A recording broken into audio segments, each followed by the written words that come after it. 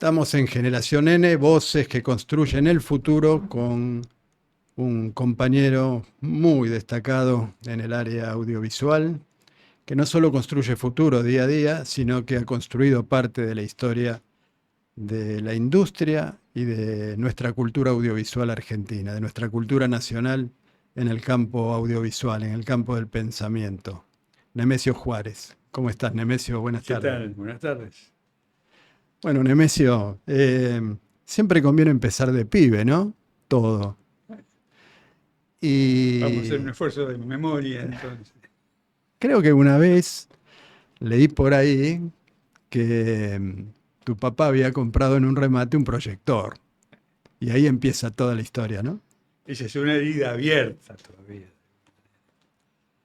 Porque sí, mi viejo era bastante loco en el sentido de concurrir a los remates y por onda que tenía se dedicaba a alguna cosa, qué sé yo. En algún momento llenaba la casa de repisas, en otro momento de ventiladores, que él, como era electricista, después los reparaba, pero la gran parte no los vendía, después quedaban acumulando objetos en una casa. Y un día apareció con una caja, un proyector y una caja llena de pequeñas bobinas. En ese momento había un paso distinto que después perdió frente al 8 milímetros y al Super 8, perdió vigencia, que era el 9 milímetros. El 9 milímetros tenía la perforación en el medio. No sé por qué misterio no se notaba en la proyección, pero eso significó de golpe que estaba todo Chaplin, todo Harold, muchísimos, el gordo y el flaco, etcétera. Así como vino, se fue. Entonces, creo que esto de alguna manera, no recuerdo si lo hablamos alguna vez con mi hermano, cineasta también, que a él le pasó más o menos lo mismo. Pero sí, cosa es que después nos organizamos, él era 3 años menor que yo, y armé con una caja de zapatos y una linterna y papel manteca, este, plagiando algunas historietas, las dibujaba y las coloreaba después. Invitábamos a los chicos del barrio para verlas, esas proyecciones, que eran en realidad como si fuera una revista de historietas proyectando cada plano. Mi hermano se ocupaba de la organización y de cobrarles a los otros pibes. Ah, cobraban. Ah, no. Nació Sí, de... bueno, ahí es, digamos, eso es lo más remoto que podemos hablar. Y de ahí a los rusos, ¿no? ¿De ahí? De ahí al cine ruso, ¿no? No, no del todo. De ahí primero un paso por el teatro. Sí, teniendo 17 años, 18 años, me interesó mucho el teatro. Ingresé en un teatro independiente, La Calle se llamaba, en la zona perimetral a la ciudad. Estábamos en la zona de Vicente López, pero justo ahí, sobre de la avenida General Paz, para acá o para allá. Teníamos una casa donde ensayábamos también en el barrio de Saavedra. Ahí con este teatro independiente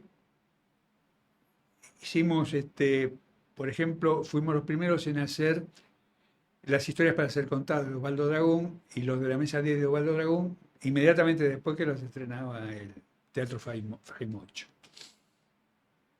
Ahí me fui interesando, me puse a estudiar, y bueno, finalmente se armó también un desglose allí con todo un grupo que nos separamos de esa conducción del teatro que había y fundamos un teatro nosotros. Haciendo ya, me acuerdo, una obra muy querida por mí fue El Zoo de Cristal, una de las que Tennessee más hicimos y de la Williams. que seguí viendo después, lo sigo viendo hoy Mm. de Tennessee Williams, ¿no? Yo creo que la mejor obra de Tennessee Williams me parece que es. Y han hecho distintas versiones, ahora las acortan, las acomodan un poco más al gusto más rápido y más efímero de la gente, etcétera. Pero ese paso fue importante porque, bueno, seguí cuando venían acá Vittorio Gassman, Jean-Louis Barrol, el del Teatro Nacional Popular ahora no me sale el nombre, de Francia también. Y vino también uno de los continuadores del sistema de Stanislavski y Strasberg. También aproveché todos esos conocimientos para involucrarme mucho más en el proceso creador del actor, ¿no? Vos sos un hombre de la cultura nacional y un hombre que forjó junto a otros grandes nombres que ya vamos a transitar en esta entrevista seguramente, que forjó un núcleo de pensamiento nacional, de reivindicación del pensamiento nacional y que, mirá qué interesante verlo desde esta óptica, no excluye para nada el pensamiento universal. Y se nutre de Tennessee Williams, se nutre de Stanislavski, se nutre del teatro francés, hablaste de Vittorio Gassman, o sea, de la cultura universal, pero con una profunda visión americana y una profunda visión nacional. Y ahí, indudablemente, tenemos que hablar de alguien con quien trabajaste, que es Rodolfo Kusch, ¿no? No, no. Kusch lo conocí, pero no trabajé con él, conozco su obra. No tuve la suerte de tener una relación muy cercana con Rodolfo Kusch. Y en la obra 1969, 1969 es el Cordobazo, ¿no? Pero sí. ya antes veníamos haciendo. Yo al cine me empezó a interesar a poco de abandonar el teatro. Era un momento que estaba todavía en vigencia lo que era la etapa del cortometraje, la etapa del cortometraje de oro del cine nacional, ¿no? Una etapa en la que empezaron a hacer sus primeros cortos Fernando Birri, David José Con, Rodolfo Kuhn y varios más, que después hicieron el largometraje. En ese momento ya había como digamos, tres aspectos de consideración con respecto al cortometraje. Una era que el cortometraje, lo más natural en ese momento, donde en la industria era muy difícil acceder, podías acceder empezando en la técnica, pero para subir en cada escalón del escalafón técnico tenías que tener por lo menos 5 películas hechas en cada escalón. Pero eso significaba que llegaba a un momento como técnico. El punto más alto podía ser asistente de edición o director de fotografía, digamos. Pero entonces el cortometraje, cuando se desarrolló el cortometraje con tres visiones más o menos sobre el mismo. Uno es que podía ser un salto al largometraje. Así lo entendieron muchos realizadores. Así lo lograron también en esa etapa, donde había una cierta libertad, digamos, ¿no? En la expresión cinematográfica. David José Con hizo una película de oposición, Buenos Aires se llamó, de oposición entre las villas y la ciudad. Bueno, había un interés social también y no había problemas en plantear esos temas. Esas películas eran financiadas por el Instituto de Cine, subsidiadas por el Instituto de Cine, y o también el Fondo Nacional de las Artes, si tomaban como centro una actividad artística. La segunda mirada era respetar al cortometraje como una narración en sí misma, es decir, nosotros a veces planteábamos una relación que podía haber entre el cuento y la novela, con sus diferencias, ¿no? Entendiendo inclusive que el corto era una estructura mucho más rigurosa, como es la estructura del cuento, en realidad, en relación con la novela. La novela admite muchos momentos de distensión, etc., cuenta con otros mecanismos. El cuento requiere un mecanismo de relojería más preciso. Y el otro tema, la otra mirada era la que quería congeniar ambas cosas, ¿no? De alguna manera a mí me interesaban ambas cosas, es decir, interesarme por el cortometraje con sus propias leyes, digamos, y tomándolo como un medio de expresión, podríamos decir, casi autónomo con respecto al resto. Esto se manifestó cuando esta temporada, esta primavera del cine de cortometraje argentino, empezó a tener problemas, porque empezó a notarse mucho más la presencia de los servicios de información que eran paralelos a las conducciones concretas del Fondo de las Artes o del Instituto de Cine. Eso no era visible rápidamente, pero se fue marcando en el tiempo. Yo hice una primera experiencia técnica y de colaboración con guión y con ayudantía de edición en un grupo que se llamaba Taller de Cine. En ese grupo con Macario, un excelente realizador de aquella época, que hizo una película sobre Spielberg, una película excelente sobre Spielberg, hizo también sobre Falcini, muy vinculado a las artes plásticas y después que abandonó el cine se dedicó a las artes plásticas hasta hace pocos años que falleció. En ese grupo rotábamos los roles, entonces íbamos también cumpliendo esas funciones y fue importante como formación, ¿no? Era un grupo interesante por las discusiones políticas, artísticas que teníamos. En ese momento había un par de escuelas de cine nada más. En la capital no había ninguna fiable.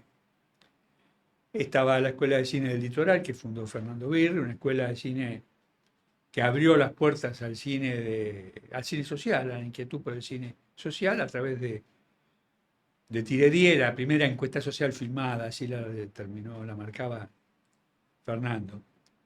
Y estaba también la Escuela de Cine de La Plata, una formación más académica, muy académica diríamos. Ya después podríamos volver sobre ese tema, si no me olvido. Pero ¿qué pasa? Un muchacho de la capital que no podía viajar ni instalarse a vivir en el litoral ni instalarse a vivir en La Plata, era como elemental. No obstante ello, no había tampoco mucha formación, no había muchas ediciones de libros, no había muchas revistas, todavía no habían aparecido Tiempo de Cine, Cine Crítica, etc. Entonces, el único material que llegaba a nuestras manos, eran los rusos.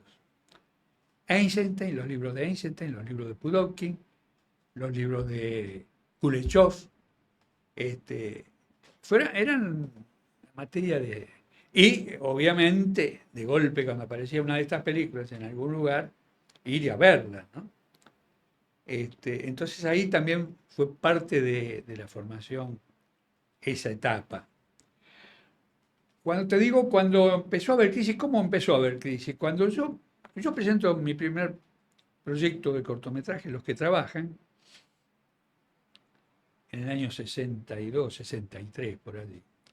Bueno, me lo aprueban, me subsidian. Es una película de cual yo venía, no era más del 62, 63, pues yo venía de hacer el servicio militar en condiciones muy dramáticas, porque le dicen el regimiento patricio era, y yo era uno de los seleccionados que íbamos en los Carriers, era un regimiento que participaba mucho desde el lado colorado del enfrentamiento entre azules y colorados. El lado más radical, digamos, Sí, desde el punto de vista ideológico sí, y antiperonista, totalmente antidemocrático, democrático podríamos antidemocrático, decir, sí. porque también le dieron golpe a Frondizi. Entonces yo venía de esa experiencia donde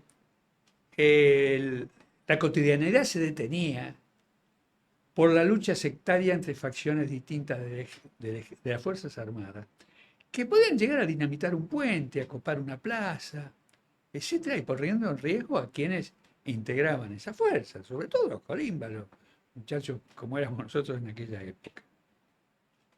Eso me quedó marcado, entonces Los que trabajan es un documental con un montaje de contraposición entre los trabajadores y estos movimientos que interrumpían la actividad cotidiana, o sea, interrumpían concretamente el trabajo, ¿no? Esa película la hice ya en el marco, yo ya me había ingresado al grupo La Rosa Blindada, donde estaba Juan Gelman, Rivera, Gorriarena, un grupo muy interesante, que era, lo conducía Mangieri en la editorial, era como un punto clave en la confluencia de la conciencia ideológica de la militancia en general. Había una militancia que venía ya rechazando el peronismo ortodoxo, digamos, para decirlo de alguna manera, y empezaba a hacer sus experiencias en el peronismo revolucionario.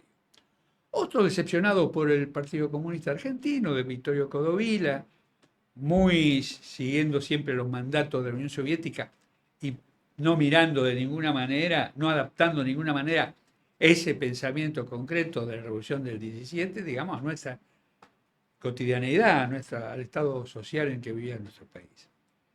Muchos de esos compañeros confluían en el maoísmo, en el trotskismo, y también muchos después se integraron al peronismo, a las expresiones de la tendencia revolucionaria del peronismo o del peronismo revolucionario, etcétera, ya habiendo asimilado inclusive la resistencia de la etapa previa que era la resistencia peronista. En ese marco de la Rosalía fui muy amigo de Mangieri. Ahora se estrena una película la semana que viene sobre Mangieri, El Camino de Alba o algo así se llama, la hizo, y ahí colaboré y hay fragmentos de la película. En ese marco de la Rosa Brillada, yo le pido a Mangieri que escriba un poema para que tuviera que ver con ese tema, y lo dice Alterio, ¿no? Esa película para muchos historiadores de cine político, analistas de cine político, consideran que es prácticamente la primera película explícitamente política del país. ¿No es cierto? Estamos hablando del año 64. 64, claro. Después, digo, bueno, hago un siguiente paso, se me ocurre plantear otro tema, ya trabajando más en lo que se denominó posteriormente y se denomina ahora casi docudrama, digamos. Impresionado por una noticia del diario La Razón de una pareja que había intentado suicidarse en un hotel y que habían conseguido recuperarlos, que sobrevivieran. Entonces me interesó trabajar mucho sobre ese tema, de alguna manera planteando qué le había pasado a ellos. En realidad el intento de suicidio fue por no poder concretar económicamente esa relación. Y prácticamente, esto es una opción, por ahí era el primer encuentro de sexo en ese hotel alojamiento, o podía ser considerado como tal, junto con la paradoja de la vida, digamos, una de las expresiones más vitales del ser humano, con la actitud ante la muerte. La ¿no? pulsión de muerte, ¿no? Presenté ese tema y fue bochado por el instituto. Yo digo, bueno, debe ser un tema, debe ser por lo sexual, en ese momento era todo muy pacato. Después, obviamente, se liberalizó la imagen, en las relaciones, todo. Pero en ese momento era todavía audaz el tema. Yo pensé que era eso. Y empecé a trabajar otro tema que era sobre la vida de los hombres golondrinas. Me fui a Santiago del Estero con mi esposa de aquel momento. Hicimos un trabajo de campo con las zonas más afectadas del trabajo golondrina, los pueblos muy pobres, chozas de barro y trabajamos sobre esa situación, y una de las incógnitas que había era por qué ese hombre golondrina, ese trabajador que tenía éxodos periódicos, sí, bien digo, a las provincias limítrofes que le daban trabajo que no le daba un Santiago del Estero en ese momento totalmente desértico, áspero, árido. ¿Y por qué volvían además? La pregunta era por qué volvía este hombre al rancho en un periodo donde antes había quedado como centro de la familia la mujer. ¿No es cierto? Una familia por lo general numerosa, sostén del rancho. Y el hombre cuando volvía de aquellos trabajos, se sentía como un extraño en ese propio lugar. Indagando sobre este tema apareció, ¿qué pasaba? Apareció un aspecto cultural también, que es los cantos, las bagualas, todos los cantos anónimos, que son donde el pueblo no escribe su obra, la canta, Las y es coplas. anónima prácticamente y colectiva. Las coplas. Claro, las coplas, no me salía la palabra. Las coplas anónimas. Y además hay un momento clave del retorno que es el Día de los Muertos. Si son las muchachas que vienen a trabajar como domésticas a las grandes ciudades, retornan en ese día. Hay 2 días del retorno, uno el Día de los Muertos y el otro es Carnaval. Las dos, otra vez, la parábola entre la vida y la muerte. Son los momentos clave del retorno. Y yo filmé con ayuda y compañía de Gerardo Vallejo, filmamos centrándolos en el Día de los Muertos y en la vida de esta familia. Este proyecto lo presenté, hice un guión con fotografías, etcétera, casi con textos de las grabaciones, etcétera. Lo presentó al instituto para hacerlo, me lo rechazan. Entonces, ¿qué pasa? Ya ahí en ese momento la clave era ya la certidumbre era que había una represión con respecto ideológica con A respecto lo a los social, materiales claro. que intentaba silenciar cualquier cosa que expresara una realidad que no aparecía en las pantallas, etcétera, ni en el cine normalmente.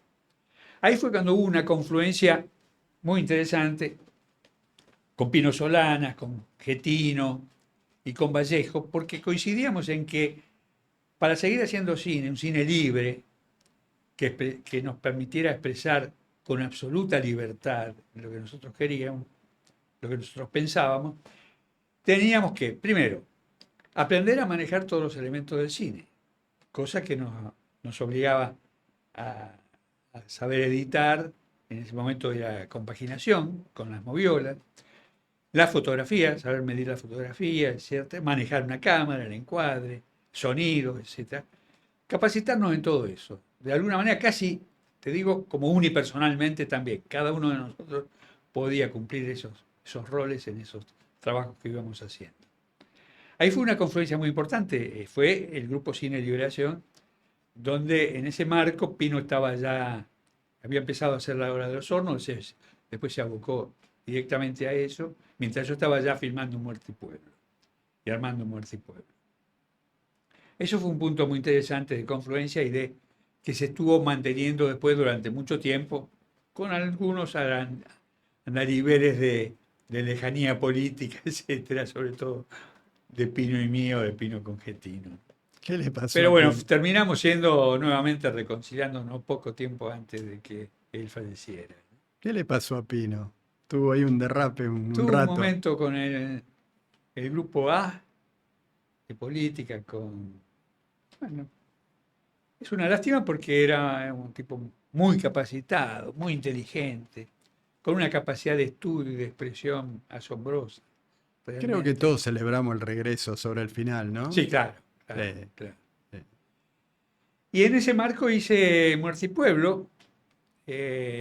Después el compromiso que teníamos era exhibirla por primera vez en Santiago del Estero y a esta gente. Un gran amigo, pintor de la zona, nos ayudó a, nos ayudó durante la filmación, cargando con los aparatos, etcétera, en la medida que nosotros lo necesitábamos, lo teníamos a disposición. Y después consiguió el ámbito de la universidad para la proyección. Allí concurre la familia Yunta, se exhibe la película, estoy hablando ya de tiempo de Onganía, se exhibe la película, cuando termina la película, íbamos a empezar las presentaciones y se para un funcionario que estaba a cargo de la intervención de la universidad en ese momento y empieza a hablar de una manera bastante agresiva que esto no era verdad, que la película era una mentira, que esta no era la situación actual de Santiago del Estero, etcétera, etcétera. Bueno, yo me disponía a responderle y se para a Yunta, el trabajador golondrina de la película, el centro de la película, y me dice, no, permítame, señor. Se levantó él y le retrucó diciendo que la película transmitía exactamente la verdad de la vida cotidiana de ellos, que no había ninguna mentira, que era la vida que ellos habían tenido y que seguían teniendo, ¿no? Ese fue el estreno maravilloso que me otorgó esta gente, esta familia. El famoso héroe colectivo finalmente, El ¿no? Porque héroe representaba a colectivo, todo su pueblo. todo un pensamiento muy dramático que está en la película sobre el destino del pobre, etcétera, muy, muy interesante. Y además, la mujer, una maravilla, una mujer que adopta una criatura que estaban abandonando, que no le daban alimento, la adopta a pesar de tener varios hijos, y esa lucha que ella da con la criatura es parte de la película también, como el polo, digamos, de los caminos que el pueblo plantea para su permanencia y su futuro, ¿no? Ahí ya estabas completamente jugado por la causa. Sí, sí, en ese momento, poco tiempo después, aparece el Cordobazo. Y en el Cordobazo hacemos un llamado de Cine Liberación a todos los directores, toda la gente de la industria. Algunos concurrieron, otros no, de distintas procedencias. Finalmente quedó constituido un grupo de 10 para hacer 10 fragmentos sobre el Cordobazo. Algunos venían como Rodolfo Kuhn del cine ya. Rodolfo había hecho las dos películas más conocidas de él, Los Inconstantes y la otra película, bueno, ahora no me sale, pero Los Jóvenes Viejos. Subiela venía también de hacer cine comercial, se incorporó también. Pablo Sir, que venía de hacer un cine para niños a través del Fondo Nacional de las Artes, se incorporó. Hubo distintas incorporaciones, aparte de las que nosotros ya habíamos iniciado en nuestro compromiso por un cine decididamente político, ¿no? Un mosaico interesante, ¿no? Muy interesante, muy rico te podría decir, porque para algunos, como el caso de Rodolfo Kuhn, significó un giro de 90 grados. Tanto es así que nos hicimos muy amigos con Rodolfo y él me pidió que le leyera un proyecto que tenía del señor Galíndez, la obra de teatro del psicoanalista, bueno, cuando no me sale un nombre, Pavlovsky. Pavlovsky, y que después finalmente la hizo en España. Sí. Pero ya significó un giro, porque Rodolfo empezó a hacer un cine, intentó hacer siempre, hizo un video muy importante sobre las Madres de Plaza de Mayo. Cuando vino acá yo lo vi, estuvimos juntos, y estaba muy desencantado con Argentina, muy frustrado, dolido. Y se animaba a hacer la película sobre la novela de la ESMA, la novela de, hoy estoy terrible el que fue diputado después, Ortega Peña. no, el que escribió sobre Cámpora, también el presidente que no fue, Ah, Bonazo. Bonazo. Sí, claro, Bonazo. Y él muere en la casa de Bonazo, en el exilio a la noche que terminan de hacer el guión, para hacer esa película. La cuestión es que decidimos hacer la película sobre el Cordobazo con los siguientes pautas, digamos. Cada uno de los directores se hacía cargo de la producción, o sea, de invertir lo que fuera necesario para la producción, intercambiando también las necesidades que podíamos llegar a tener desde el punto de vista técnico, de equipamiento técnico, y armar su propio equipo, manteniendo, por supuesto, una total clandestinidad en la medida de lo posible, una total clandestinidad y anonimato sobre lo que se estaba haciendo. Eso se cumplió en gran medida. Yo elegí hacer una película sobre el rol del ejército durante el Cordobazo. Una película que plantea, obviamente, la ocupación del ejército, de su propio territorio por el ejército, y que terminó librando una guerra contra su propio pueblo. Entonces incluí la jura de bandera en la Plaza de Mayo, filmé en Plaza de Mayo, y una bandera que parece la misma, pero que se diferenciaba de las banderas que estaban en las barricadas del Cordobazo. Y había una expresión un pensamiento que en aquel momento era muy común a muchos de nosotros. Nosotros pensábamos que podía haber sectores del Ejército Nacional que tomaran de alguna manera el ejemplo de la historia de San Martín, de Castelli, de otros hombres, y que se plegaran a estas reivindicaciones del pueblo. No fue así. Esta película adolece un poco quizás de esa esperanza, ¿no? Poniendo casi como ejemplo a esos soldados que estaban dando obligados a esa guerra, como depositando en ellos la posibilidad de que hubiera un cambio alguna vez. Eso habla de un hombre de bien. ¿Eh? Eso habla de un hombre de bien, de tu parte. Y déjame compartir ese pensamiento en el pasado Por también. favor. Yo pensaba eso. También pensaba que podía haber, por lo menos sectores, no digo que se levantaran a favor del pueblo, pero por lo menos que no reprimieran. Claro. Y pasan 50 años, 60 años, estamos viendo que todavía hoy esa conciencia no está en la fuerza de seguridad, por lo menos. No sé, tengo la esperanza que algún día, si no ya, en el ejército eso no vuelva a pasar. Pero bueno, somos soñadores, me parece. Sí, vos me dijiste un hombre de bien, y un soñador, también un ingenuo en ese momento. Lo que pasa es que nosotros, el Grupo Cine y Liberación, tuvimos una experiencia muy linda, muy interesante, porque Hernández Arregui venía y nos leía sus últimos trabajos. Para nosotros fue, para mí es el padre cultural y político que yo tuve, Hernández Arregui. Un hombre de una gran humildad y de un pensamiento brillante. Un hombre que sin ningún tipo de problema tomó elementos del marxismo y todo, pero convirtiéndolo en un pensamiento nacional. Un hombre que fue muy estimado por el general Perón en su tiempo, ¿no? Este, Eso fue para nosotros muy importante también, en cuanto a nuestra experiencia.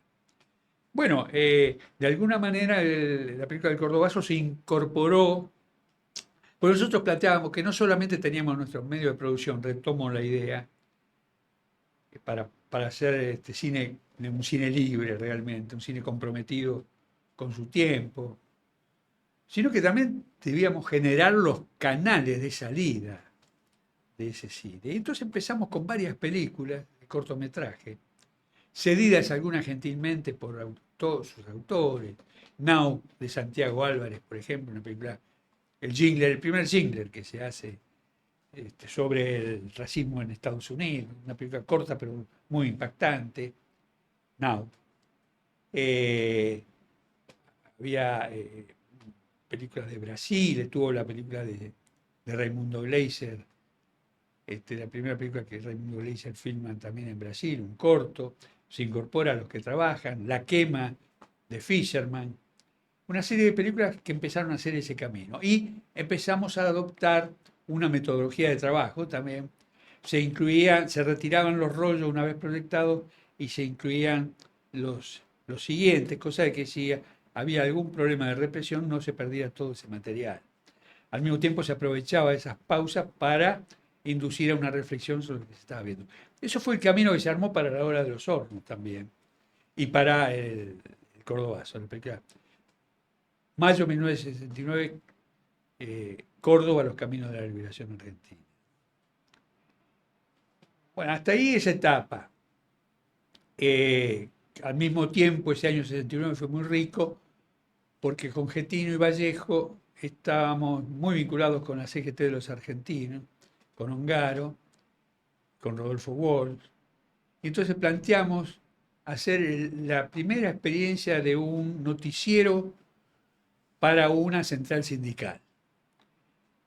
E hicimos uno solo, el primero, donde trabajamos la estructura sobre el pensamiento de Ongaro, sobre el pensamiento de la CGT de los argentinos, y después hicimos 3 episodios, uno un recordatorio del 17 de octubre, otro una filmación real mientras se hacía la lucha de la Unión de Petroleros, que en ese momento estaban fundamentalmente parando en las destilerías de La Plata, La Punta Plata. Lara, no sé.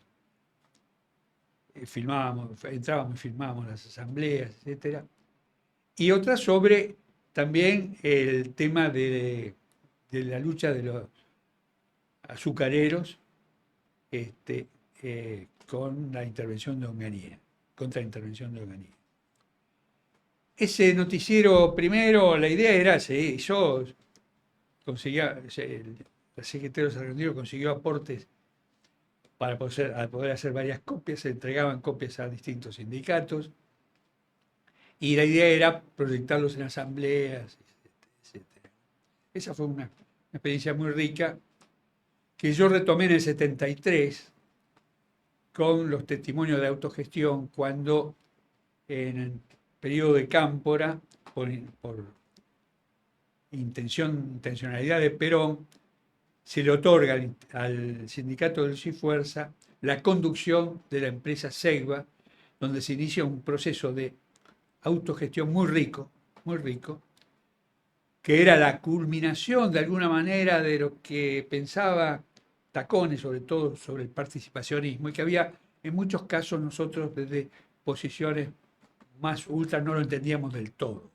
Yo lo entendía a través de ese proceso que era involucrar a los trabajadores en todos sus niveles en la conducción y la realización de las tareas de una empresa que en ese momento era una empresa enorme, porque hoy fue después desguazada, Claro. durante el menemismo.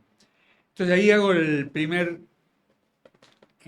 de los 100 informes de la, perdón, 100 de testimonio de la autogestión, con la sección obra con el terreno baldío hasta que se pone en marcha una central, una pequeña central local, barrial de energía, ¿no?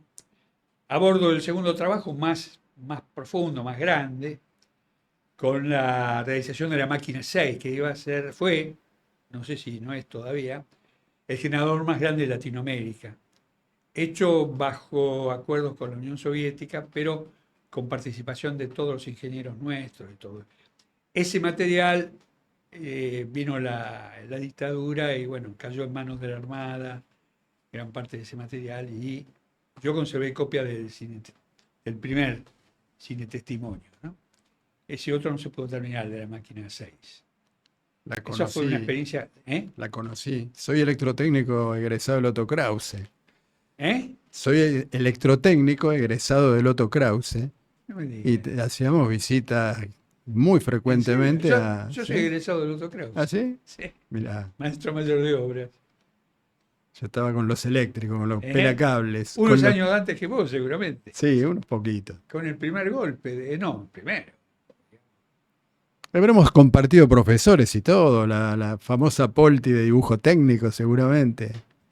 No, en dibujo técnico tuve un tal Tesano Pinto, Tesano un nombre Pinto. muy famoso. Sí. Que era un pintor, sobre todo un artista plástico. Que se llama igual que la que vivía arriba de Cristina, ¿no? ¿No era Tesano Pinto la mujer Sí, esa? es una familia Una conocida. familia, Sí, sí, sí, sí. es una familia conocida. Había muchos gorilas también en el Otto Krause. Me parece que sí, pero el gorilaje mayor vino después del golpe. Sí. No me acuerdo el nombre del director de ese momento. Pero obviamente uno de los tipos más interesantes de los profesores era el que daba educación cívica. Daba la historia del peronismo también. Este pobre hombre no lo vimos más. Vino la teoría de la segunda dictadura, ¿viste? Sí. Bueno, todo ese material que sufrió hacia el final, ¿no? Grandes profesores había, ¿eh? Sí, sí, sí. 3.000 alumnos. Maravilloso, País maravilloso. Me acuerdo industrial. el primer día en el Otto Krause, lo que me impresionó fueron las escaleras de mármol, con el mármol gastado de tanto acá en el centro, ¿no? Es el recuerdo que más tengo. Y después otros dolorosos porque ahí pasaron los bombardeos de Plaza de Mayo. Sí. Y a mí me agarró justo en viaje, porque yo venía de Florida, tomaba el tren, me bajaba en Retiro, y tomaba después un colectivo que cruzaba por Plaza de Mayo. Pero al llegar a la estación Retiro y a ir a buscar el colectivo, empezaba a venir gente llorando. Me acuerdo de una mujer con los brazos abiertos, llorando, cruzando la plaza, corriendo, porque habían comenzado los bombardeos. Estaba con un pibe de primer año, yo creo que estaba en segundo o tercero, y el pibe quería ir, y le digo, no vamos, vamos de acá, le digo, vamos a irnos. Él estaba en otra rama creo que era la de José León Suárez. Dije, no, mirá, dije, vámonos de acá, tomemos el primer tren que salga. Mirá, en aquel momento ya pensaba, Sentimiento porque esto puede ser un de objetivo, conservación, claro. esta estación puede ser un objetivo también. Nos tomamos el primer tren que venga y después, antes de que se bifurque, nos bajamos en Belgrano, ahí cambiaban. Bueno, así hicimos. Y ahí cayó un celador, que yo recuerdo, un celador que estaba siempre, medio como en la portería, murió en la Plaza de Mayo. La leyenda habla de túneles, ¿no? ¿Eh? La leyenda habla de túneles que pasan por debajo del Otto Krause y que van al puerto y que teóricamente Perón, cuando fue a la Cañonera, salió por ahí. Desde la Casa de Gobierno, viejos túneles de la colonia, pasan por debajo del Otto Krause y llegan al puerto. Puede ser. Yo recuerdo que en los sótanos de Loto Krause estaban muchos talleres. Sí, No recuerdo ningún túnel. Sí sé que Penón salió por túnel de la Casa de Gobierno. sí. Bueno, Parte de la historia. como que sigamos. Después de un bombardeo hay que seguir con esperanza, Nemesio. Difícil en estos tiempos, ¿no? Vos estás dando la lucha y fuiste orador principal el otro día en la reivindicación del cine nacional a través de la defensa del Inca, del cine Gomón. ¿Cómo ves?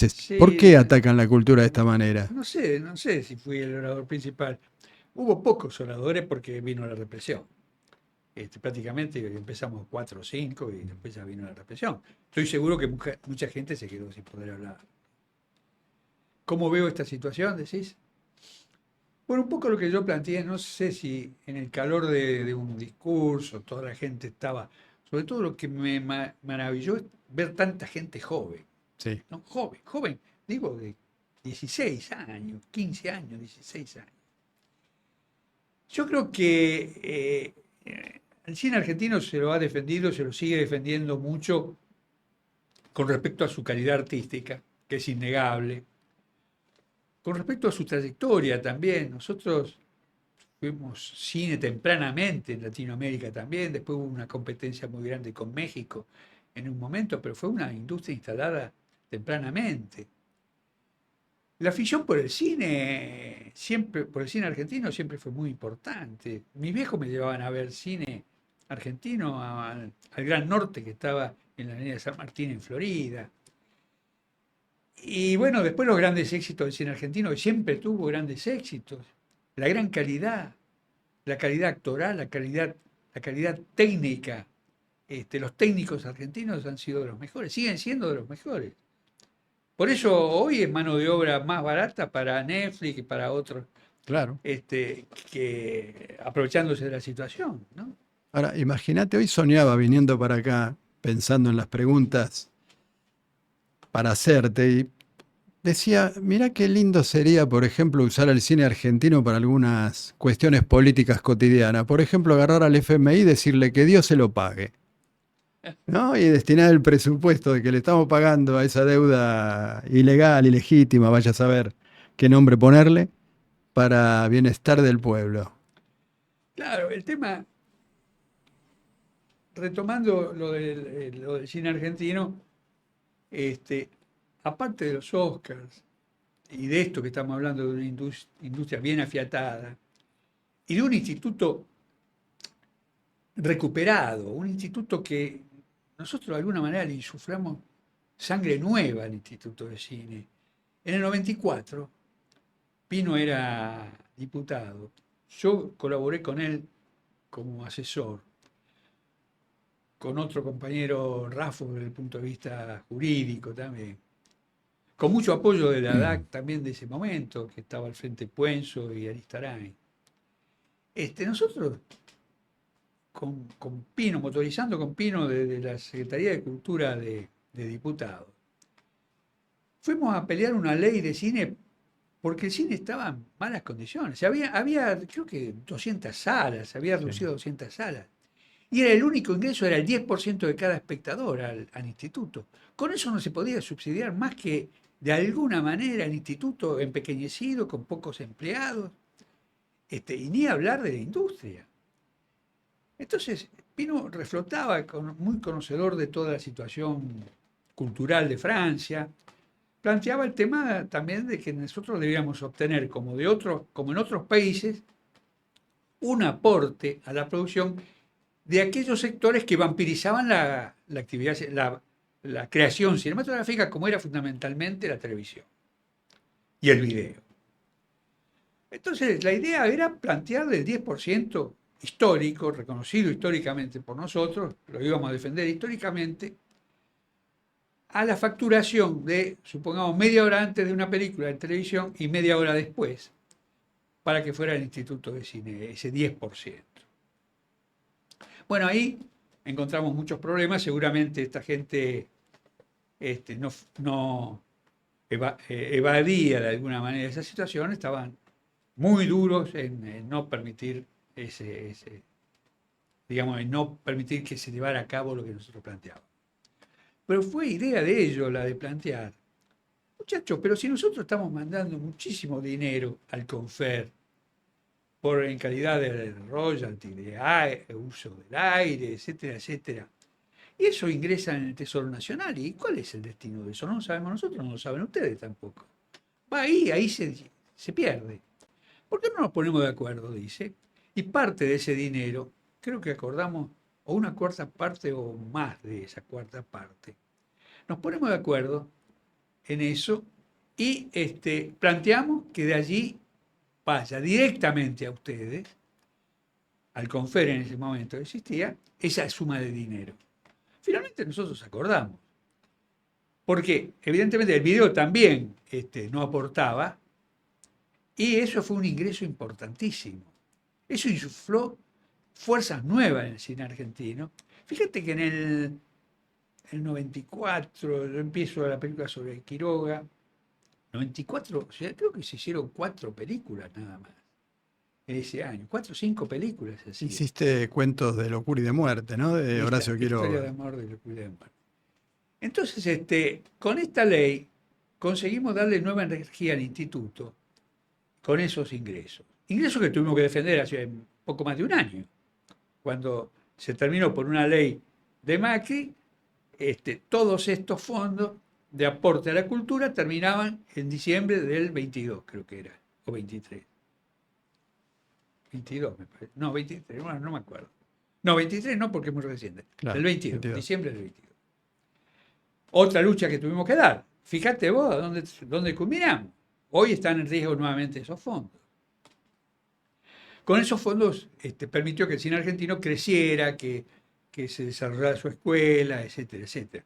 Pero aparte de esto, de la calidad, tanto del personal también del Instituto de Cine, de las alternativas que tuvieron también de establecer, esto fue idea de Julio Marvis, los cines como cadenas del instituto también. Brillante, una idea brillante, no del todo reconocida a él. Y también la idea de otorgar a cada una de las secretarías de cultura provinciales un móvil. Ese móvil no era un Kango, no quiero desmerecerlo, pero son combi Mercedes-Benz, preparadas para la proyección técnica de calidad mayor, que era en ese momento VHS. Hoy día están digitalizados. Hoy día, no sé si habrá alguna provincia que no lo usa en esta gestión, pero por ejemplo en La Plata, hace poco vi, han mejorado también la pantalla, etc. O sea, la idea de los cines móviles, que fue lo que se estableció en Cuba, de alguna manera, y fue que el cine le permitió llegar al cine a sectores donde no había cine, donde nunca llegaba el cine.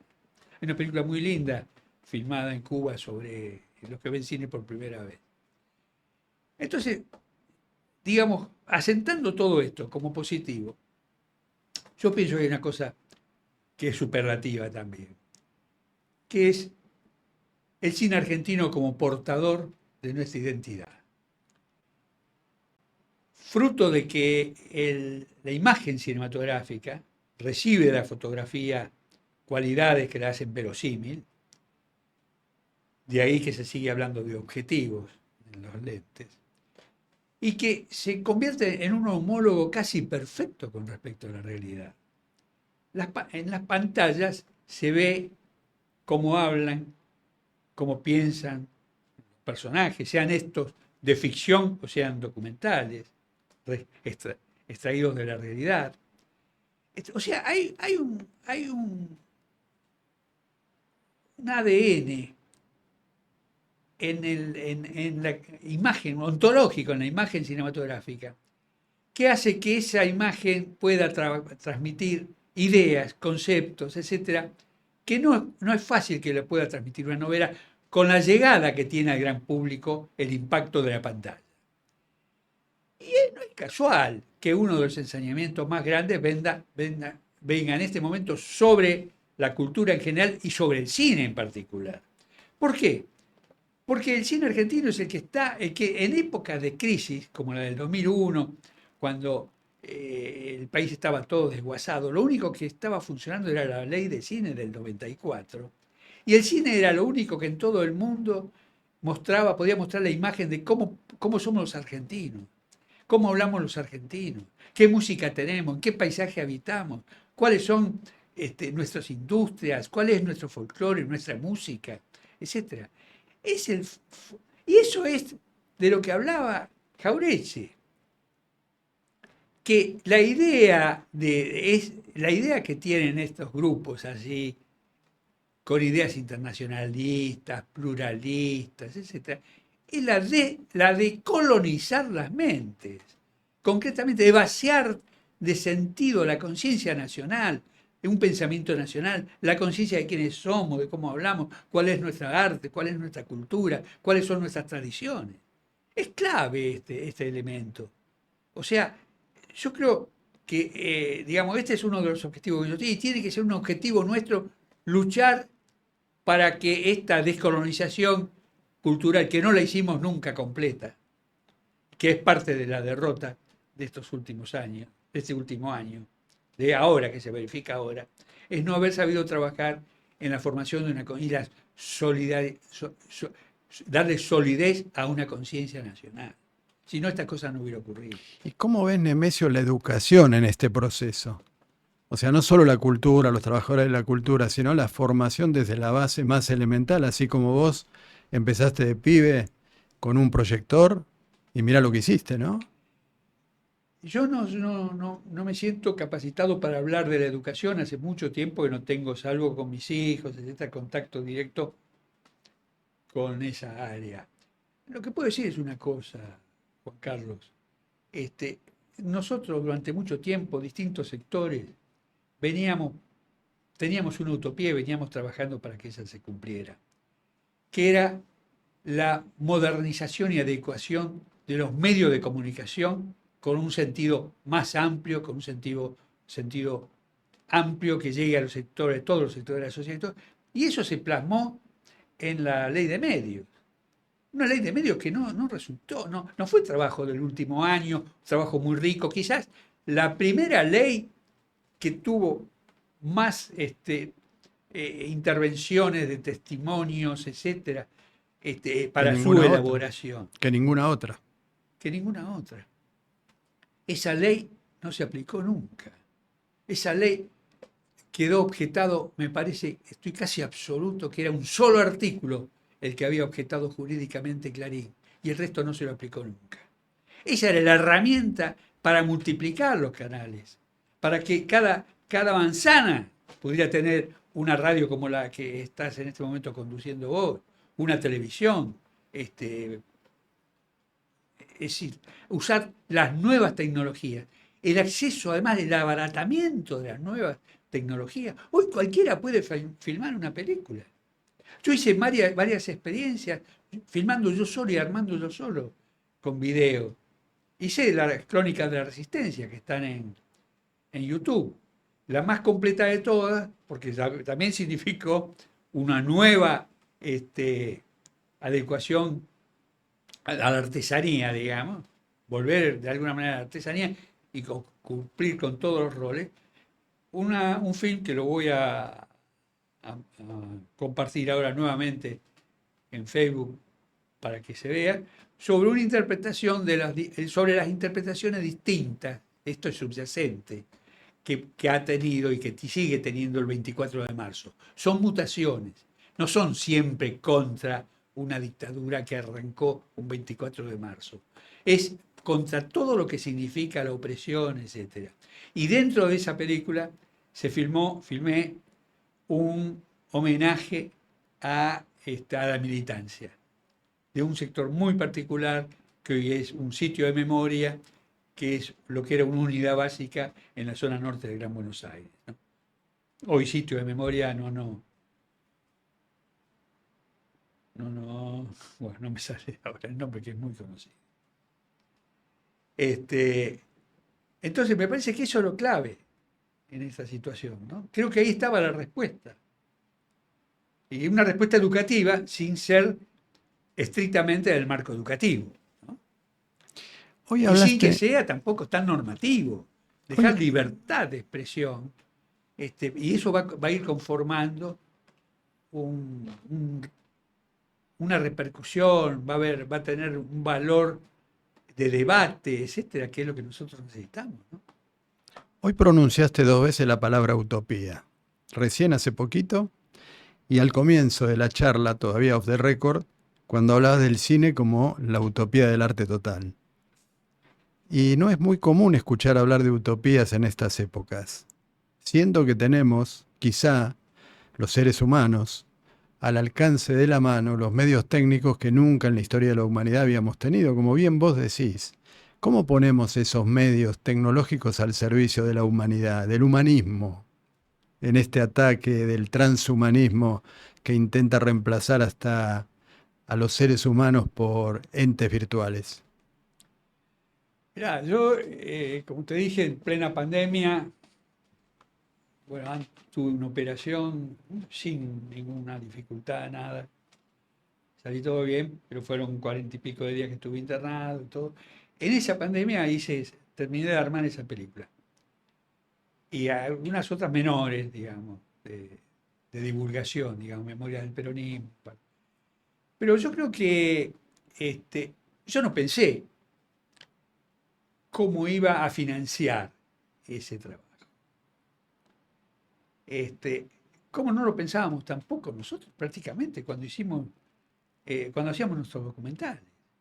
El Cordobazo, Muerte y Pueblo, todo fueron aportes, uno metía aguinaldos, metía parte de su sueldo cotidiano en eso, aparte de las energías y de la inversión a veces en recursos de cámara, etcétera.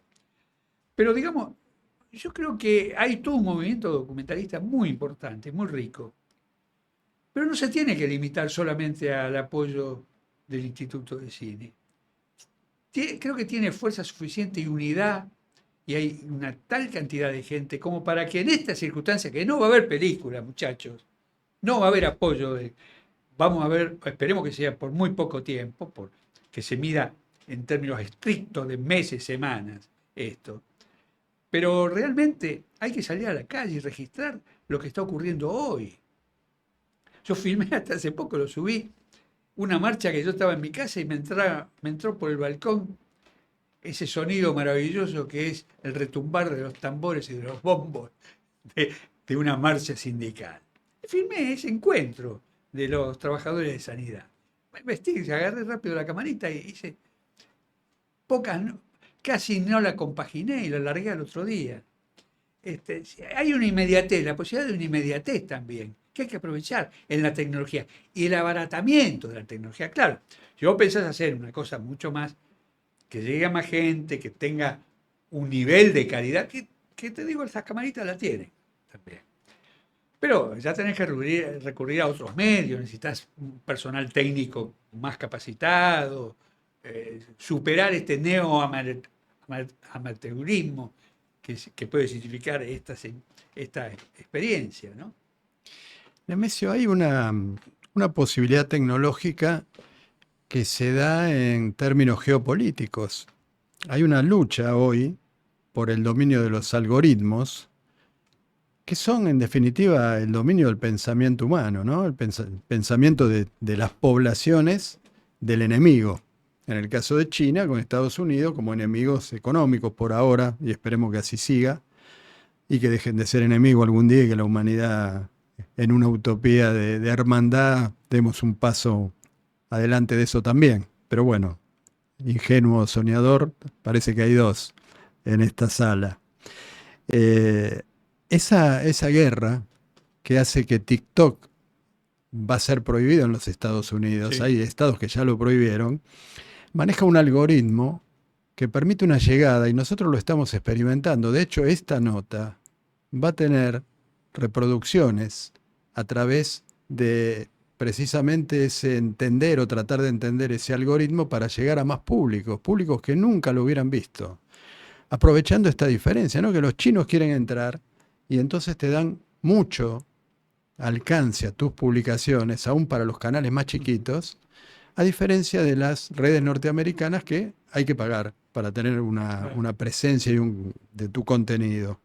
En esta guerra y en esta circunstancia de cambio de mundo polar a multipolar, unipolar a multipolar, creo que tenemos una oportunidad cultural por nuestra riqueza, Nemesio. ¿Qué te parece? Sí, es obvio que esta etapa viene por todo, ¿no? Ya no se trata de rematar, sino que se trata de regalar prácticamente lo que es nuestra riqueza también. Ya estamos hablando de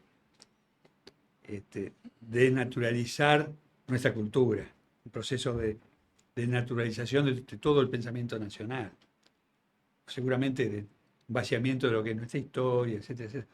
Pero también vienen por nuestros recursos como país. Esto está claro. Este, yo quería retomar un poco lo que vos me habías planteado del tema de la utopía, me dejaste pensar. Fíjate vos que en las dos películas de largometraje, Historia de amor, de locura y de muerte y La revolución de su sueño eterno, hay en uno, probablemente muy subliminalmente está el tema de la utopía, que es la de Horacio Quiroga, pensando en fundar un oasis, un paraíso propio en el medio de la selva, con su familia, y vinculado allí con el medio selvático y el medio humano, ¿no? Esa era una idea de utopía, fue una utopía de Quiroga, no conseguida dramáticamente, trágicamente, pero donde él al mismo tiempo que se iba constituyendo en un personaje de sí mismo, porque siempre lo digo, si hay un personaje más alucinado, al borde de la tragedia y todo, como son todos sus personajes, es el Quiroga mismo, el Quiroga personaje. Ese fue un poco el tratamiento de la película, que ahora por fin entró vamos a ver por cuánto tiempo, en la plataforma del Inca y se pasó el otro día por el canal TV del Inca. Este, y además, al mismo tiempo de toda esta tragedia personal, esta lucha con la naturaleza, intentando forzar a su mujer, que había sido alumna suya, en ese medio donde no se podía adaptar, a los hijos que en algún momento supuso que iban a quedar solos en el medio de la selva y había que capacitarlos. Al mismo tiempo se constituyó en un testigo del trabajo de los asalariados, de los yerbateros, de los mensú, en grandes obras de él. Eran testimonios de los intentos de organización y de la represión que sufrían esos trabajadores rurales. Esta parte lo iba a hacer, esta parte iba a constituir, porque me quedó por problemas económicos, me quedó una película biográfica, con algunos aspectos, pero casi lo que podríamos llamar una película biográfica. Pero a esta biografía se le sumaba esa otra mirada social de Quiroga, lo cual le hubiera dado la idea de un Quiroga mucho más amplio que está sumido con sus propios y debatiendo con sus propios fantasmas. Y la utopía es la parte central también de la película La Revolución de su sueño eterno y del libro también de Rivera. ¿Qué pasó con la utopía? ¿Qué pasó con aquellos hombres que nos acompañaron y que hoy no están, que nos niegan? ¿A dónde fue? ¿Qué fue más fuerte que la utopía? ¿Qué venció a la utopía? Son las grandes preguntas. Que se hace un Castelli, que es el hombre ignorado, el prócer ignorado de la Revolución de Mayo. Un prócer, un hombre, podríamos decir, aplicarle a esa figura, esa idea de los conos de sombra de que hablaba Marechal sobre algunos personajes. En Castelli hubo siempre un cono de sombra. Cono de sombra que por momentos creyó despejarlo un historiador, pero más que nada un hombre de una gran inteligencia, una gran capacidad, que fue que vino y que escribió un libro sobre Castelli. Era un diputado paraguayo exiliado en Argentina. Nosotros editamos el libro, yo hago el prólogo, porque ese libro hay una edición una editorial que está fundando un gran amigo mío, abogado, que es el recoger obras importantes de la novelística o del ensayo, que han perdido, que no se encuentran, tienen la posibilidad de reeditarse. Y por consejo mío reeditó esto, Castelli, el Adalid de Mayo. Y él lo plantea en su propio prólogo, este escritor, que pensaba que este libro iba a servir para iluminar esa figura. De alguna manera nosotros también lo pensamos. Seguramente Rivera también pensó ese libro para rescatar este personaje. Yo también pensé que podía contribuir. Porque aquí que Castelli sobre Castelli sigue habiendo un cono de sombra. Un cono de sombra que a veces es muy ostensible, porque durante todos los festejos del Bicentenario, Castelli es el hombre, el prócer ignorado. Ignorado a pesar de que hay una iniciativa en la Cámara de Diputados, por la Secretaría de Cultura de la Cámara de Diputados, que llega a una sesión parlamentaria en la Cámara de Diputados, que se decide rescatar el monumento de Castelli que está en una de las esquinas de la Plaza Constitución, ignorado prácticamente, la gente pasa allí con sus preocupaciones de ir al trabajo o de regresar a su casa, de rescatar ese monumento y de rescatar los restos de Castelli que están en la San Ignacio, en la iglesia de San Ignacio, en pleno San Telmo, Sí. están como NN, están ignorados. Se conocen más los restos de Álzaga que los de Castelli que están ahí. Con este abogado fuimos a intentar ver dónde estaban los restos, y apenas nombramos Castelli, se recorrió un frío a los que hacen la visita guiada, y quiere decir que sigue siendo integrando un cono de sombra. Esta iniciativa tuvo media sanción de diputados en el año del Bicentenario y no fue ratificada por la Cámara del Senado. No sé si ingresó y perdió estado parlamentario, etc. Pero eso es una realidad con la que estamos todavía conviviendo. Me dan ganas de apoyarte en todo lo que hagas en esa dirección, sobre todo teniendo en cuenta, para contradecirlo, de tercos que somos nomás como buenos peronistas, contradecir al propio Castelli cuando dijo, si ves al futuro, dile que no venga, ¿no? Bueno, lo dijo en un momento ya de angustia, seguramente. Pero, El ¿qué pasa? orador, Yo me he pensado muchas veces en cuál es la razón de ese cono de sombra. Porque Castelli hizo una campaña muy exitosa de descolonización frente a la ocupación española, que llegó, él era abogado, no era militar, era abogado, y tuvo que asumir decisiones que no asumían muchos militares, algunos que lo acompañaban a él. Cuando nadie se animaba a fusilar a Liniers, que ya estaba actuando en la contrarrevolución, se negaban a fusilarlo. Moreno le pide a Castelli que vaya y que sea él personalmente el que lo fusile. Ese rol lo cumple Castelli. Castelli fusila a los grandes torturadores de los españoles. Castelli avanza y cree, como abogado ingenuo, falta de astucia militar, era un pacto de no agresión o de tregua con los españoles. Y ese pacto no es cumplido por los españoles. Entonces caen en una trampa, desorientados, etc. Y también no se sabe bien si algunos sectores, sobre todo el de Viamonte, no actuó pasivamente y que eso significó fundamentalmente la derrota. Ahí es derrotado Castelli, es retornado, había avanzado en Buenos Aires, mientras tanto había avanzado toda la contrarrevolución, con la muerte de Moreno, claro, el desplazamiento de la primera junta, etcétera, etcétera. Entonces yo siempre pensé, ¿por qué este cono de sombra? Y analizando a Castelli, veo se me ocurre, es una utopía, una hipótesis, que Castelli tuvo la osadía de intentar una revolución descolonizadora con una revolución social.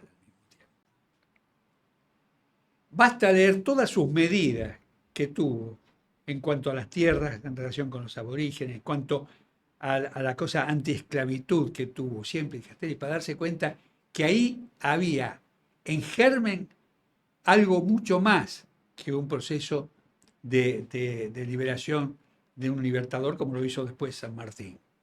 Que de última, tanto San Martín como Bolívar consiguieron la descolonización de los españoles, pero quedan toda la estructura social del españolismo de ese momento. Bueno, de hecho, esto lo escribo en el prólogo. Yo te voy a regalar un ejemplar de ese prólogo. Con todo gusto. Porque te va a interesar, veo que te interesa la historia, te va a interesar este libro realmente, sobre todo. Porque a mí este libro me ayudó a lo que no me aportaba la novela de Rivera. La novela de Rivera es como un largo monólogo poético, de una gran riqueza literaria, etcétera, pero donde en los momentos sustanciales que vos en el cine necesitás, porque no podés hacer algo sobre Castelli sin encarar el Cabildo Abierto, sin encarar cuando él cita a los caciques de los pueblos a la Puerta del Sol, justamente a la Puerta del Sol, para comentarles y darle fe de qué manera la revolución pensaba dignificarlos. Y lee la proclama en aymara, en quichua, en varias lenguas originarias. Puse al padre de Palomino, que viene de esa zona, a decirlo también en aymara. Y bueno, yo creo que esa es la visión de Castelli, la que nunca se quiso dar. Por prejuicio, ¿no? Realmente. O a veces peyorativamente, algunos dicen peyorativamente, sí, esos son los jacobinos. Nada más. Moreno y Castelli. Moreno y Castelli. Claro. Los dos con... Moreno, Castelli y Monteagudo. Y Monteagudo. Figura importantísima. Sí, me acuerdo... Bueno, hay una estatua de Monteagudo. Ahí en Parque Patricio. Que se da una situación maravillosa, que él está así con la mano, y en la noche de luna llena hay un momento donde en cierto ángulo enfrente en la pizzería, yo soy de San Lorenzo, pero bueno, ahí está cerca Huracán, qué sé yo, no me inhibe a tomar esa posibilidad. Es como que tuviera la luna en la mano, Monteagudo. Qué bonito. Tengo una foto, te voy a hacer. Ahí hay un grupo muy interesante. Una vez me convocaron. Sí, por la memoria. Por la memoria. Sí, un grupo. ¿Y yo qué hice? Yo hice un armado de Monteagudo, con todas las participaciones de Monteagudo dentro de la película. Y se podía entender también, estaban muy contentos. Tenían, no sé, la sede ahí nomás, a metros de la estatua de Monteagudo. Sí, sobre Casero, de la vereda de enfrente. Era de la vereda donde está, yendo por Rivadavia, de la vereda izquierda en su momento. Exactamente. Está bien. Sí. Y hablando de todo un poco, ahí también, como en otras plazas, participé en esa cuestión, el famoso corte a la corte que impulsó el juez Ramos Padilla, ¿no? Que esa es otra de los grandes problemas que tenemos, porque a veces las leyes están, pero después hay que aplicarlas, y las aplican los jueces, y los jueces las aplican como quieren. Con lo cual, sin una corte democrática, de ahí para abajo la pirámide, depende de la suerte, ¿no? De quién te toque como juez.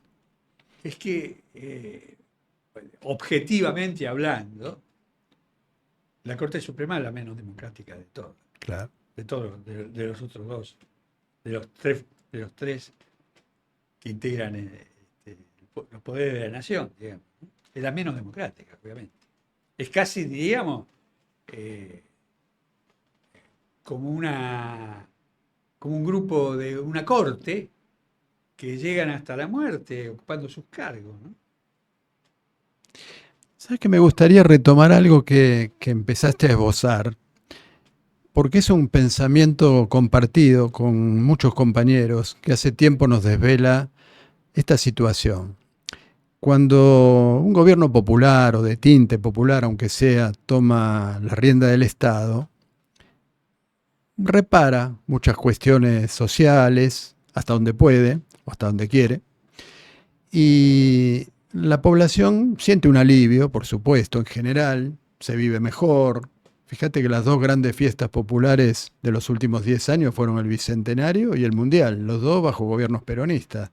Más allá de que en un caso no hay una relación directa, el Mundial se ganó por la habilidad de los jugadores, no necesariamente por alguna cuestión estatal, pero el marco de festejo se dio bajo un gobierno peronista, cosa que no se hubiera podido dar en este, porque la gente no tiene plata para viajar. Así que me queda claro No, que se vive porque no mejor le con... permitirían ocupar calles. También, también. ¿O te imaginas? Ahí tenés, claro. ¿Te imaginas la gente, el estallido de alegría No, que por la vereda, desbordó Buenos Aires? por la ¿Te vereda nomás. imaginas con esta gente? Dios No, mío. era imposible, tenés razón. No había reparado, mira, era más sencillo todavía. Pero a lo que voy es, cuando perdemos la rienda del Estado, cuando los gobiernos populares pierden en manos de la derecha, para ponerle un nombre a este horror, nos quedamos sin recursos. Los medios independientes, los productores independientes, el cine, los artistas, la cultura en general, los comedores escolares, bueno, todo. Pero tendríamos de alguna manera, porque así como se paga por una plataforma, hay mucha gente que comparte nuestras ideas y que paga por una plataforma como Netflix, pero por ahí no tiene o no sabemos cómo llegarles para que se financien las actividades culturales a partir de aportes voluntarios o de aportes creativos o de juntadas o de cenas o de recitales artísticos con un beneficio, digamos, colectivo. O sea, trabajar en una línea de unidad, primero que nada, de los creadores nacionales, los medios de comunicación nacionales y las empresas nacionales, que ahí tienen su público también. Porque sería una defensa compartida, Sí, lo que vos decís es muy inteligente, digamos. Sería autogestionar con el apoyo autogestionada. popular de los sectores de la Sí, ciudadanía esta expresión. Hay algunos casos ya, ¿eh? Creo que el destape se el está... destape es uno. Y hay otro de esta chica que de golpe y porrazo dejó de estar en- en televisión. ¿Cómo se llama? Que es periodista. Julia, Sí, Julia Mengolini. sí, creo que ella también inició una cosa parecida. Sí, Claro, eso sería, ¿sabes por qué? Porque si no es como te decía antes, no puede estar todo el movimiento documental esperando en estas circunstancias donde se hace más necesario que nunca la exhibición y tenemos en nuestras manos la tecnología barata y poder hacer en nuestras casas con editores, etcétera, este, la terminación decorosa de instrumentos de comunicación. No y, esperar que el instituto se rehabilite. Si el instituto se rehabilita o se pone en marcha nuevamente, va a pasar un tiempo hasta que este mecanismo se pueda. O sea, es probable que la producción tradicional esté herida también y que tarde mucho más. claro. Pero el documentarismo argentino, que hoy es mayoritario, que son los jóvenes que están hoy en las calles registrando documentalmente también, han estado, tienen que multiplicar sus esfuerzos también. Ellos son los que heredan de alguna manera estas intentonas que hicimos nosotros en su momento.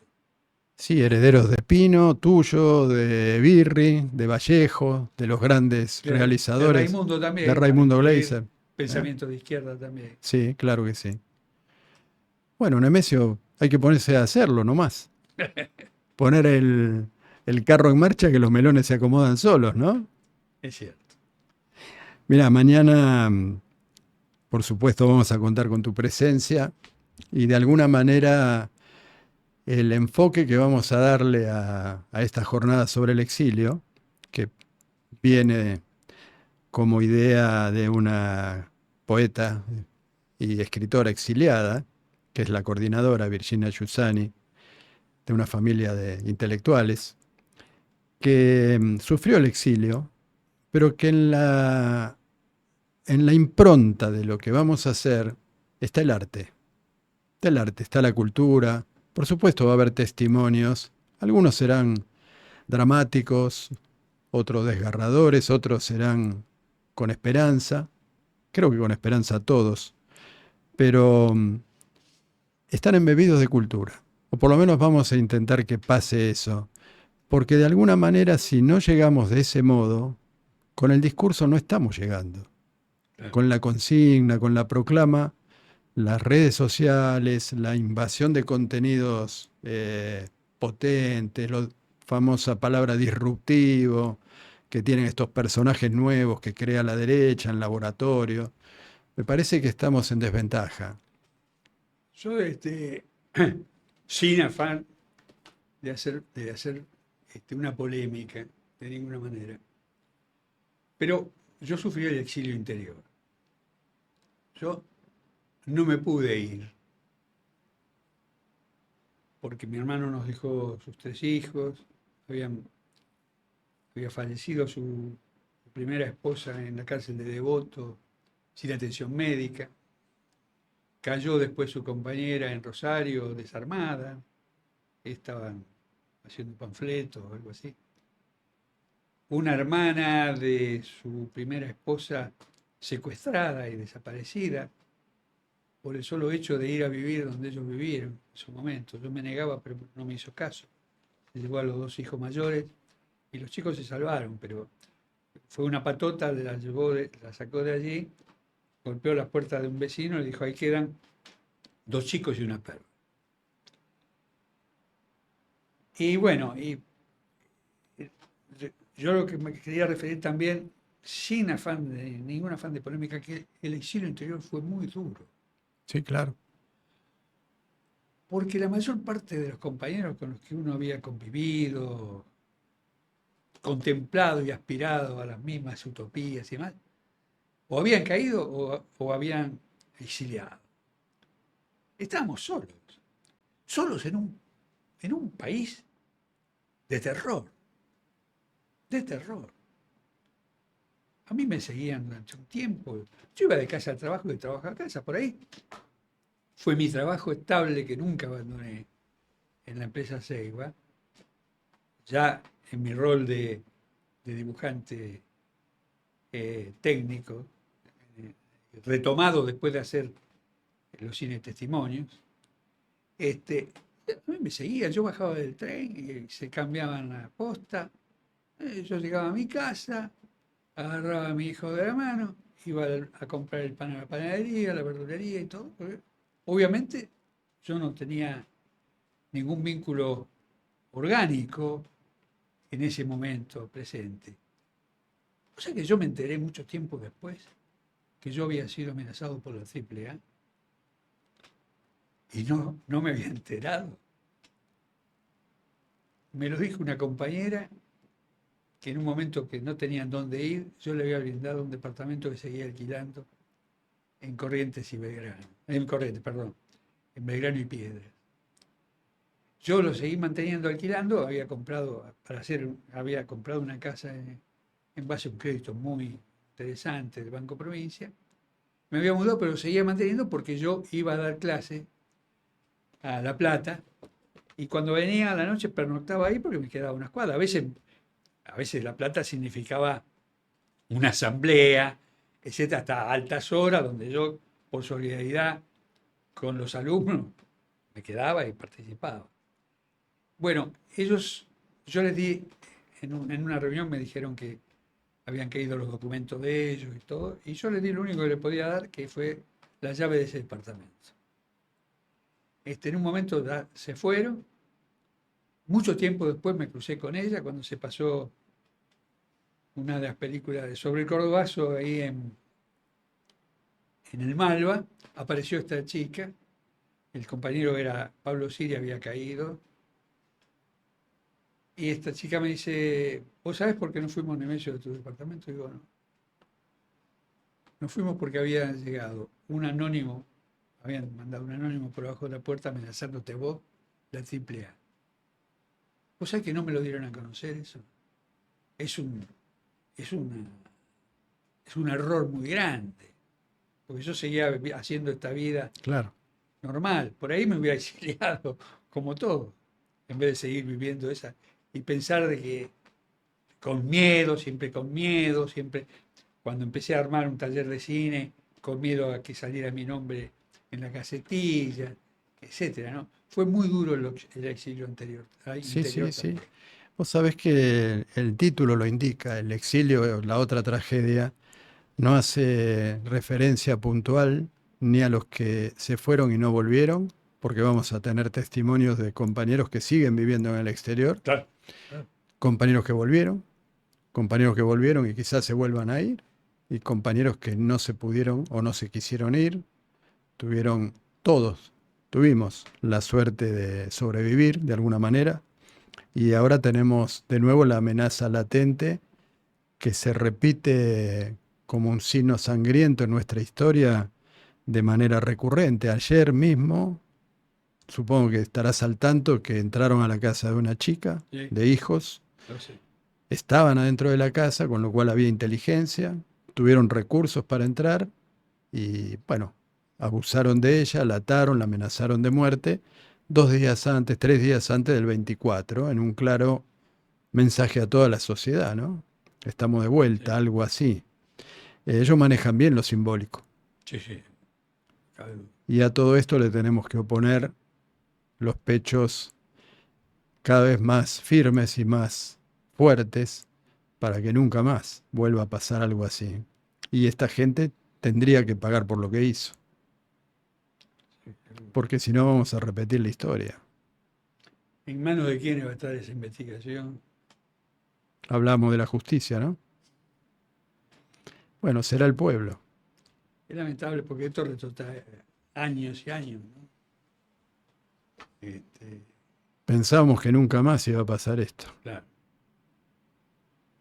porque sigue habiendo violencia en las comisarías, sigue habiendo abusos policiales, sigue habiendo gatillo fácil. De hecho, vos trabajaste también Sí, en esa temática, tenés una obra sobre esa temática. Y, y es importante recordarlo siempre, ¿no? Que aún en democracia tenemos bolsones todavía de violencia institucional que no podemos seguir permitiendo. Pero el retroceso a situaciones que solo son entendibles bajo una tiranía o bajo una dictadura feroz como la que tuvimos, es algo que la sociedad argentina no se lo merece. es cierto. Creo yo que no se lo merece. No nos merecemos eso. Y más allá de algunos que hayan equivocado el voto y que a lo mejor todavía estén defendiendo férreamente una idea económica de supuesta libertad, ahí está la libertad.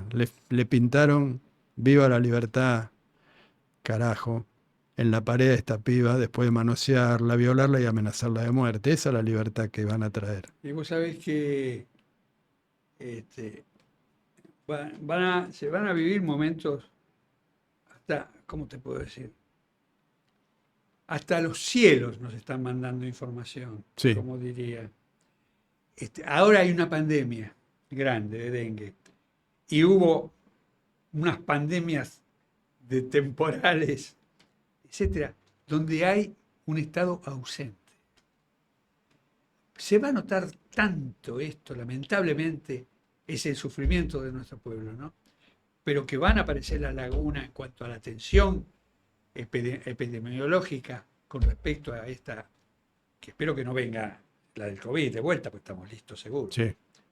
o frente a la necesidad del apoyo, de la ayuda a los afectados por los temporales. Esto es desastroso, ha cundido unos ventarrones que han deshecho casas por completo. En televisión ves reportajes de gente que está al lado de los cimientos, voló toda su casa. Y hablando de símbolo, ¿viste ese rayo que destruyó una fábrica? Sí, ¿Querés un símbolo mejor de la destrucción de la pyme nacional? Que un rayo del cielo, la fuerza del cielo la destruyendo fuerza una del cielo. pyme.